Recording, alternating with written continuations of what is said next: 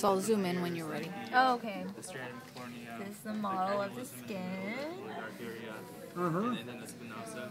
Number 1 is here. This is the stratum corneum.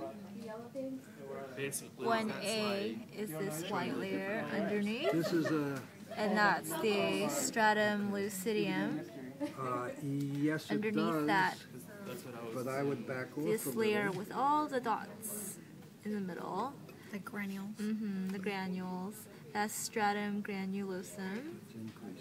Underneath that, this area is the stratum spinosum.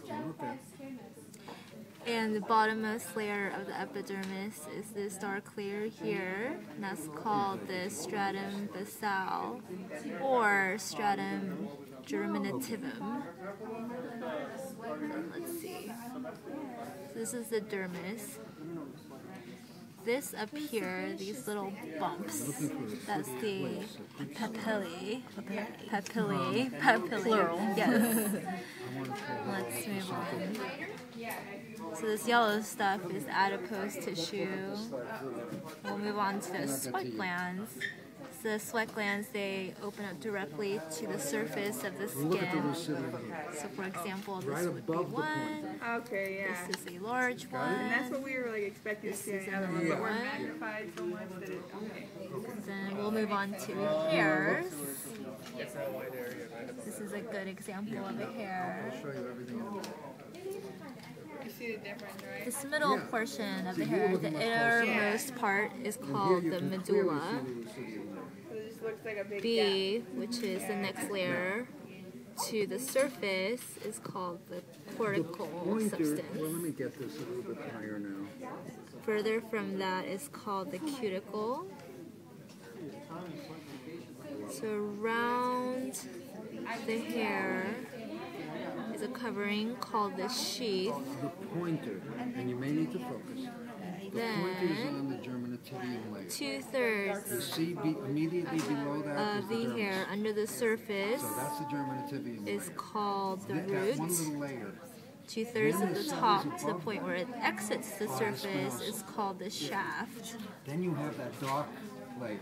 In the root, the bottommost portion that pops out is called the hair bulb. That's the lucidium. This part, this opening that has the blood vessels coming out, that's called the hair papilla. You got it?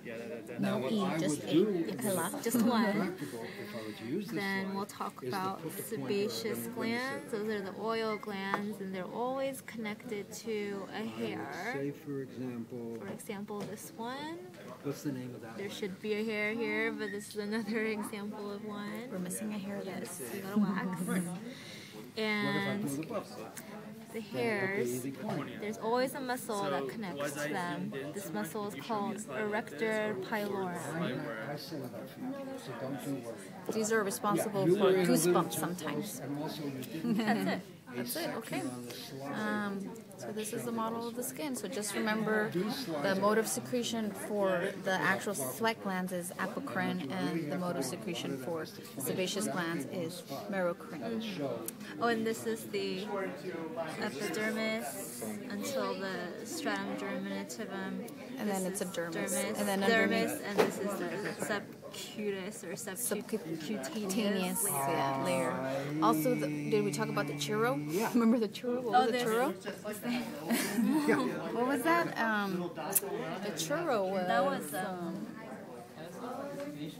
was sudoriferous. Sudoriferous gland, yeah. So that's a Sudoriferous fancy term for sweat. Yeah, but it's just a little different.